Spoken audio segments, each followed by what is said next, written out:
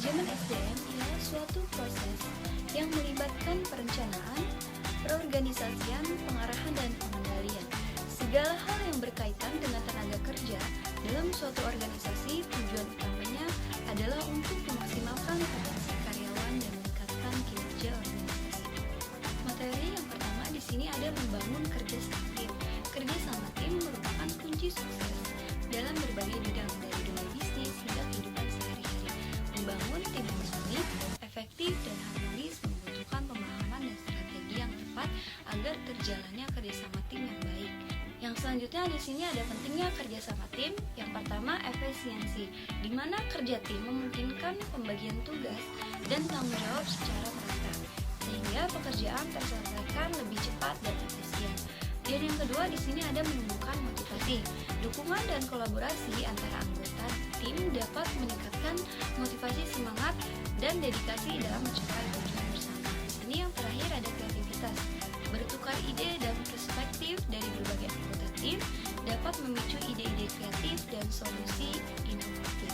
Berikutnya di sini ada karakteristik tim yang efektif. Yang pertama yaitu komunikasi terbuka.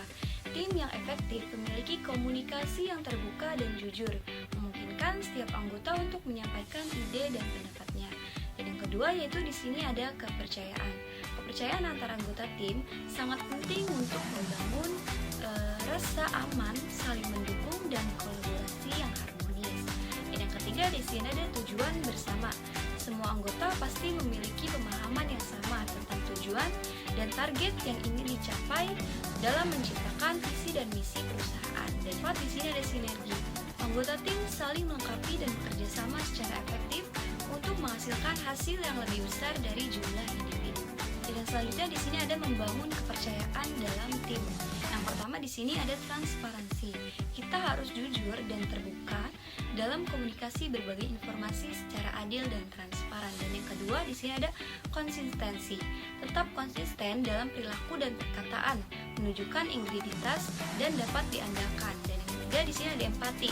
Mencoba memahami perspektif orang lain, mendengarkan dengan sesama, dan menunjukkan rasa peduli. Yang terakhir di sini ada dukungan, memberikan dukungan dan bantuan kepada anggota tim dalam menghadapi tantangan kesulitan. Dan di sini juga ada komunikasi yang efektif. Yang pertama, menyampaikan pesan secara jelas dan ringkas, menghindari adanya ambigu. Dan yang kedua, menghindari asumsi, memastikan pemahaman yang sama tentang informasi. Untuk yang ketiga, mendengarkan dengan sesama, memperhatikan bahasa tubuh dan ekspresi wajah. Dan yang keempat di sini memberikan umpan balik yang konstruktif dan positif, mendorong adanya perbaikan. Dan yang selanjutnya ada mengatasi konflik dalam tim. Yang pertama, identifikasi akar masalah konflik dengan jelas dan objektif. Yang kedua, berkomunikasi dengan tenang dan terbuka, hindari adanya serangan pribadi.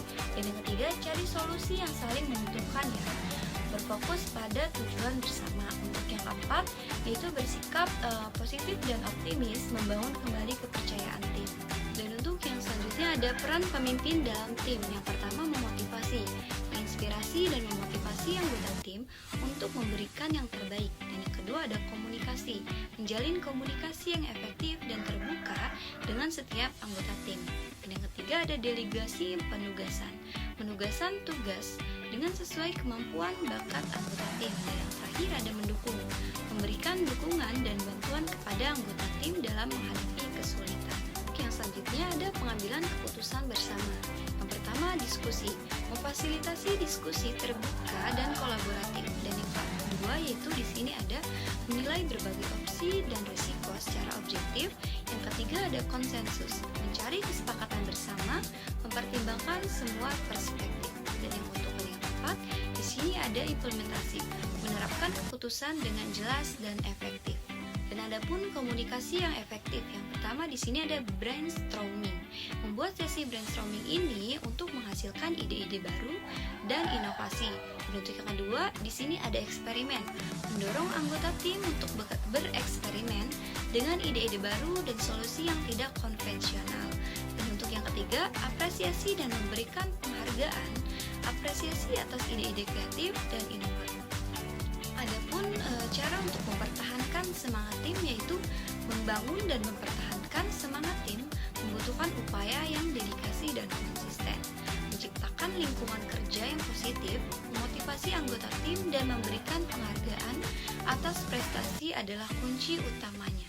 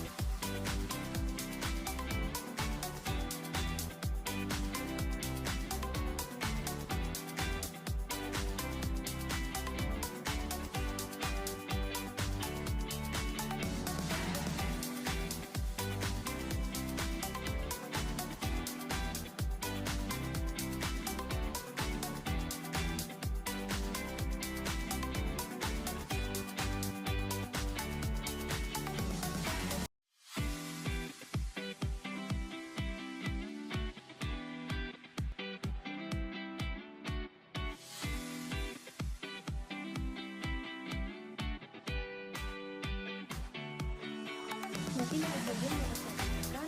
Kurang dan lebih